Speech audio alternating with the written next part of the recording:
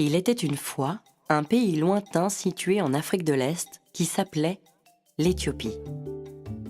Là-bas vivaient deux jeunes frères âgés de 8 et 10 ans, Desagne et Tevedage. Desagne et Tevedage vivent avec leur papa, leur maman et leurs 4 frères et sœurs dans une maison qui n'a qu'une seule pièce. Le feu, à l'entrée, c'est leur cuisine. C'est là que leur maman prépare à manger. Le plus souvent, ils mangent une énorme galette de céréales qu'ils accompagnent avec beaucoup de piment et quelquefois avec de la viande. Les deux frères sont très complices et passent toute leur journée ensemble. Tevedage adore courir et est très agité, tandis que Desagne est plutôt rêveur et aime prendre son temps pour observer avant d'agir. Chaque jour, Desagne et Tevedage aident leur papa au champ. Ils plantent des graines de maïs et de sorgho. Quand le maïs a poussé, ils le mangent et s'en servent aussi pour nourrir leurs animaux. Pour leur famille, faire pousser des céréales est le seul moyen de se nourrir, avec quelques poules, vaches et chèvres. Car la ville la plus proche se trouve à plus de 30 km. Dans leur village, il n'y a pas d'électricité ni d'eau courante. Il faut marcher très longtemps pour aller chercher l'eau à la source, qui est à plusieurs kilomètres.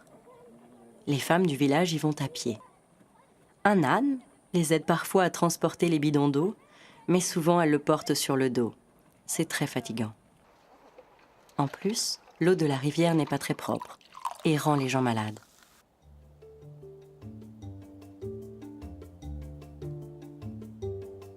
Régulièrement, la région où Desagne et Tevedage habitent est touchée par des périodes de sécheresse ou des inondations très importantes.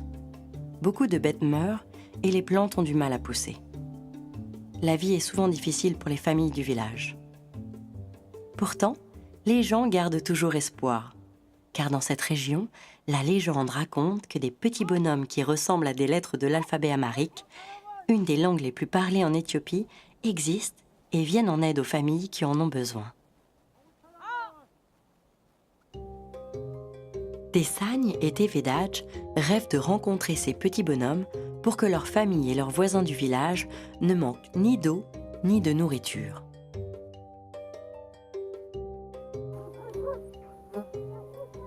Un jour, alors qu'ils travaillent au champ avec leur père, Desagne et Tevedage aperçoivent les mystérieux personnages en train d'arroser les graines qu'ils venaient de planter.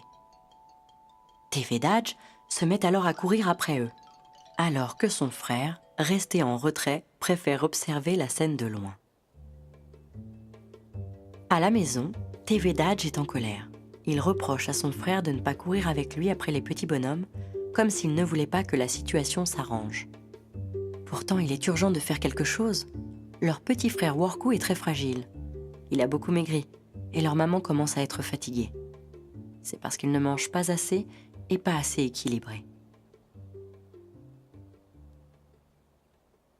2 jours plus tard, après l'école, Desagne et Tevedage retrouvent leur tante avec Worku à l'hôpital. Là-bas, ils rencontrent des membres de l'association Action contre la faim qui vont le soigner. L'infirmière enroule un bracelet autour de son bras pour voir s'il est en bonne santé. Vert, tout va bien, mais rouge, c'est grave. Le bracelet a indiqué la couleur rouge. Worku souffre de malnutrition aiguë. Il est en danger de mort.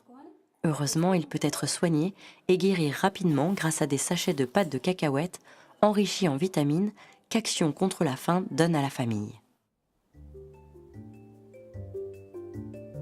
Sur le chemin du retour, Desagne et Tevedage retrouvent leur maman restée au champ.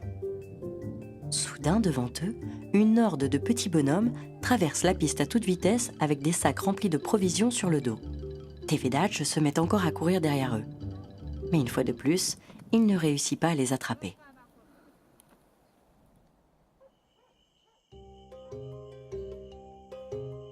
Pendant la nuit, Desagne est réveillé par des bruits dehors.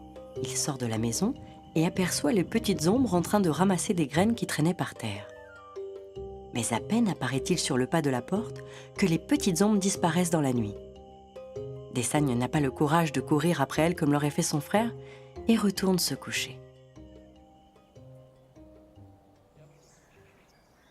Le lendemain, il raconte à son frère ce qu'il s'est passé pendant la nuit. Tevedaj se met encore très en colère. « Pourquoi tu n'as pas essayé de les attraper? Pourquoi tu ne m'as pas réveillé ?» lui dit-il. « Tu ne comprends pas qu'ils sont là pour nous aider. Il faut qu'on puisse leur parler tous les deux. » Desagne comprit enfin qu'il était important d'aider son frère et lui promit de se mettre à courir avec lui la prochaine fois. Quelques jours plus tard, sur le chemin de l'école, les petits bonhommes traversent la piste devant eux. Les deux frères se mettent alors à courir ensemble dans leur direction. Ils arrivent devant un arbre immense sur lequel les petits bonhommes sont perchés. Et là, surprise, les petits êtres se mettent à leur parler. « Bravo! Vous avez réussi à nous attraper! Vous avez fini par comprendre que c'était en étant solidaires qu'on arrive à faire de grandes choses. Avec votre aide, celle de votre famille, de vos voisins, des infirmières au centre de santé et des membres d'Action contre la faim, nous allons trouver des solutions. » Depuis ce jour, Desagne accompagne partout son frère en courant et rêve que tous les enfants du monde fassent pareil pour que plus personne ne souffre ni de la faim, ni du manque d'eau. Toi aussi, en participant à la course contre la faim, tu es solidaire et tu viens en aide aux enfants d'Éthiopie.